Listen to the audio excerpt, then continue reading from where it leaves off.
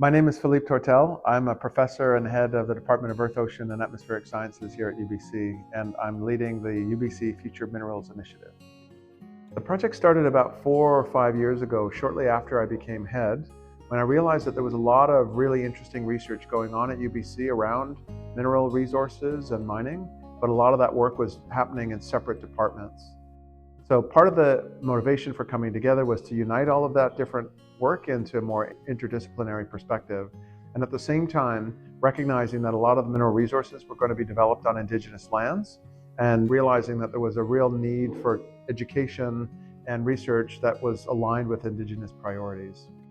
The end goal aspirationally would be to build something that you might call the Future Minerals Institute, maybe the world's leading center for research and education and new kinds and new approaches to mineral resources, and one that's very much aligned with Indigenous priorities and supports the rights and title of Indigenous people for resources on their lands.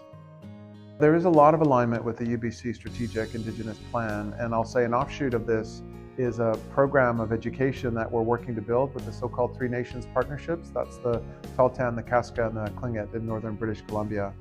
We're working now with Applied Science through the Indigenous Strategic Initiatives Fund to build a bridging program that would allow students from those and other Indigenous communities to come to UBC and be successful and ultimately get the education necessary to take up positions of leadership in the future mineral resource sector. We've also begun working quite closely with First Nations Energy and Mining Council of British Columbia. They interface with the federal government and the provincial government. They've been responsible for coordinating a lot of work in the area of Indigenous stewardship around mineral resources and Indigenous leadership of the capacity. I think a real strength of the project, and as we've gotten to know each other, we've really, I think, become quite a bit more comfortable with each other, and the partnership really seems pretty meaningful to me.